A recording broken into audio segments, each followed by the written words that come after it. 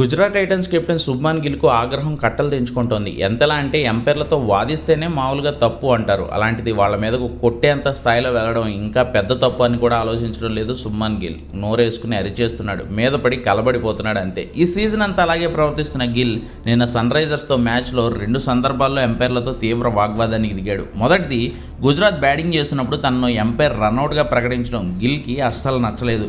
హర్షల్ పటేల్ వేసిన త్రోను పిక్ చేసిన క్లాసెన్ గిల్ వచ్చేలోపు స్టంప్స్ని గిరాటేశాడు. అక్కడ వరకు ఓకే. థర్డ్ ఎంపైర్ గిల్ ఇంకా క్రీజ్లోకి బ్యాట్ రాలేదని అవుట్గా ప్రకటించాడు. అయితే అక్కడే ఇంకో విషయం అనుమానాస్పదంగా కనిపిస్తున్న దాన్ని చెక్ చేయకపోవడంపై గిల్ కోపమంతా.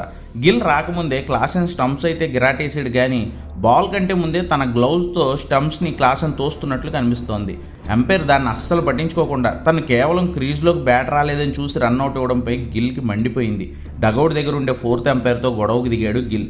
ఎంత కోపం అంటే ఆల్మోస్ట్ కొడతాడే ఏంటి అనిపించింది. అలా అరిచాడు అతని మీద. తర్వాత సన్ రైజర్స్ బ్యాటింగ్ చేస్తున్నప్పుడు అభిషేక్ శర్మ కాళ్లను నేరుగా బాల్ తాగితే గుజరాత్ ఆటగాళ్లు అప్పీల్ చేశారు. ఎంపైర్ దాన్ని నాట్అవుట్గా ప్రకటించాడు. ఇంతో రివ్యూకి వెళ్ళింది గుజరాత్.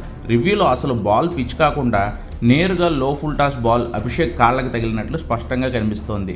వికెట్లు కూడా హిట్ అయినట్టు కనిపించింది. బట్ ఎంపైర్ ఏంటంటే పిచ్చింగ్ అవుట్ సైడ్ లాగా ఉందని చెప్పి ఎంపైర్ స్కాల్గా ఇచ్చాడు.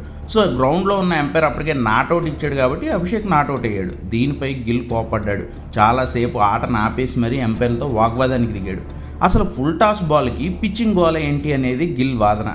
దీంతో చాలాసేపు మ్యాచ్ నిలిచిపోయింది. ఆఖరకు అభిషేక్ శర్మ వచ్చి గిల్కి సర్ది చెప్పే ప్రయత్నం చేశాడు. ఆ టైంలో అభిషేక్ శర్మ మీద కూడా అరిచిన గిల్ తర్వాత తనకు సారీ చెప్పి బ్లెస్ చేశాడు. గ్రౌండ్ బయట నెహ్రా, గ్రౌండ్లో గిల్ ఇంత అగ్రెసివ్గా ఉంటూ ఎంపైర్లను కూడా వదిలిపెట్టకుండా వాళ్ళతో కూడా గొడవలు దిగుతుండడంతో ఈసారి గుజరాత్కి పొరపాటును కూడా ఫెయిర్ ప్లే అవార్డు రాదు అంటున్నారు ఫ్యాన్స్.